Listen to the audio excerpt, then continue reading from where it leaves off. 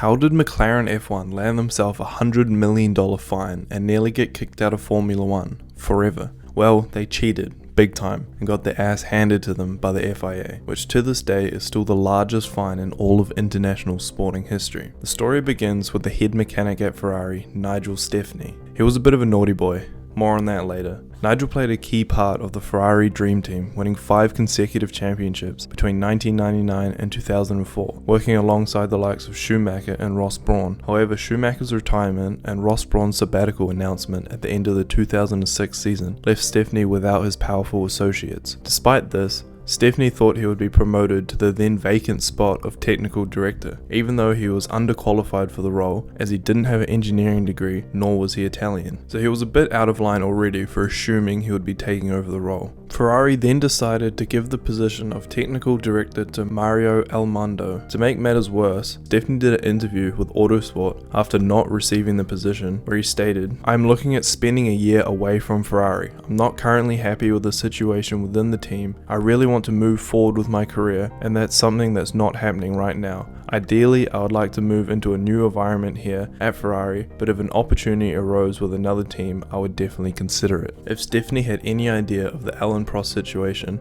he would have known this wasn't a wise decision. Ferrari's punishment of choice was to reduce his role to a non-travelling position based at the factory for the 2007 season. Basically, he was put on house arrest. But his shenanigans did not stop there, as a week before the Monaco Grand Prix, the car was found with white powder in and around the fuel tank. Ferrari did not mess around, calling the police to immediately search the garage and all of the mechanics, and surprise surprise, naughty boy Stefani had matching white powder in his pockets. A criminal investigation was launched against Stefani, and 2 weeks later, on the 3rd of July, he was fired from Ferrari. Alongside this, Ferrari also announced they were investigating another engineer who was later revealed as Mike Coughlin, chief designer at McLaren. This is where the story gets interesting, as prior to the white powder scandal, something suspicious was going on in Surrey County, home to the McLaren F1 headquarters. A lady walked into a print shop requesting a copy of a 780-page document. On further inspection, the documents in question was a confidential Ferrari document containing top secret information about the 2007 Ferrari F1 design.